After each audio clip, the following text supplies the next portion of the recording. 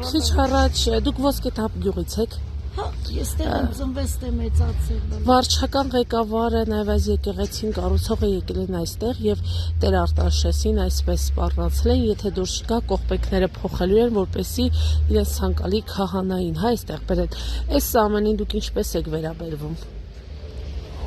Ես այդքան չեմ կարող ասեմ քահանայի լավ ու վատ։ Մեր քահանա շատ լավն է, մենք իրան այնքան սիրում ընդունում ենք։ Ես չգիտեմ ինչի փոխեն, ինչ իմաստ ունի։ Եվ որ ըստ Տեր Արտաշեսի նա կանգնել է վեհափարի կողքին։ Չեմ անում, իմ խելքի բանը չի բան։ Բայց դուք չեք ուզում ձեր քահանան փոխվի Տեր Արտաշեսը։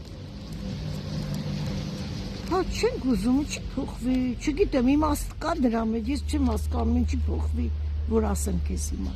Եվ ընդհանուր այս տեղի ունեցող process-ներին ինչպես եք վերաբերվում։ Դուք եկեղեցի հաճախ եք գալիս, կապված եք արդյոք։ Չէ, մեկ գալիս եմ։ Տունը մի քիչ հեռու է, այստեղից ձմեռն անցնի մի քիչ ալի շուշի կամ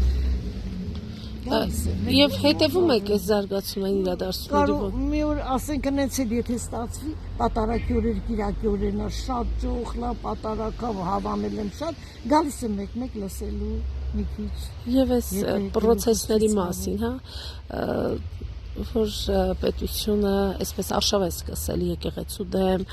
վեհափարի դեմ, կաթողիկոսի դեմ, այս ամենին դուք ինչպես եք վերաբերվում, ո՞նց եք գնահատում այս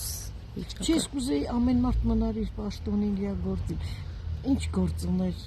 եկեղեցականի հետ։ Իրանք ոնց որ մի առանձին էլի։ Ես տենց իմ գաղափարով։ Թող իրենք գործն անեն իրենց։